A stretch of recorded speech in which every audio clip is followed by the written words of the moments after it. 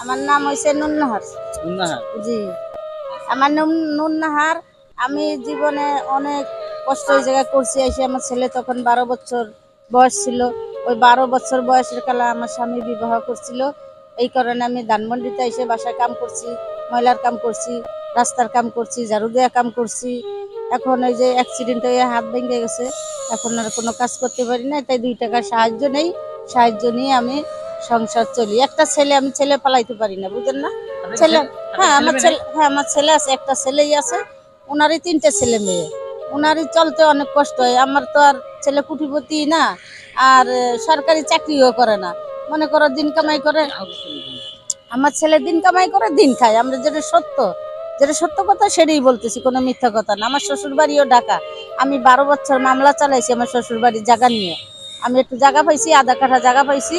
আমার ছেলে আর আমি আধা কাঠা জায়গা পাইছি। এখনো একটা রুম উড়াইছি কোনো রকম, ছেলেটা কোনো রকম থাকে, আমি থাকতে পারি না।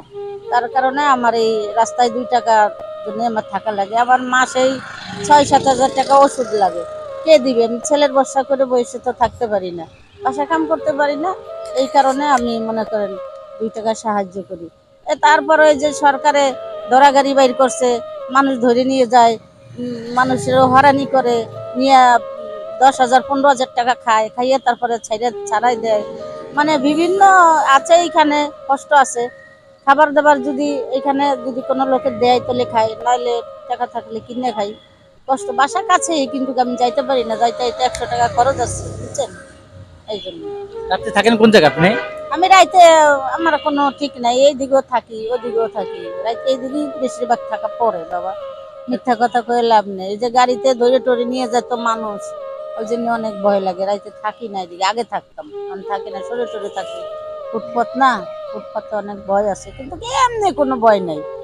এমনি কোনো পুলিশ কাও, পাবলিক কাও, এগুলো কোনো ইয়া নেই। অনেক ভালোই আছে যারা, ঠিক আছে। এই দিয়ে আমি অনেক সময় অনেক অনেক কষ্টের মাঝে, আমি অষ্টাশি বন্যা থেকেই অনেক কষ্ট করি, এখনো কষ্টের মধ্যে আছি।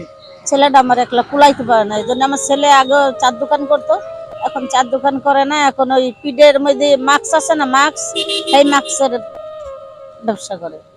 অফিসের সামনে এসে দোকান করে সকালবেলা এসে, এই আর কি। আপনি গ্রামে জায়গা জমি নাই গ্রাম গ্রামে আমার বাবার দেশে আমার কিছুই নেই, যা ছিল এক পাখি জমিন ছিল, আমার বড় ভাইকে দিয়েছি।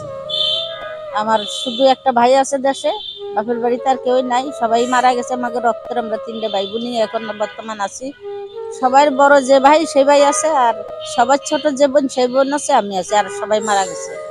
আমার ছোট ছোট 3 ভাই বোন মারা গেছে, আমি আছি বেঁচে। বড় বোন একজন মারা গেছে। বয়সকাল আপনি টাকা টুকু এখন জমা রাখেন না, যে এখন ধরেন এই বয়সে এসে আপনি এই কাজ করতেছেন?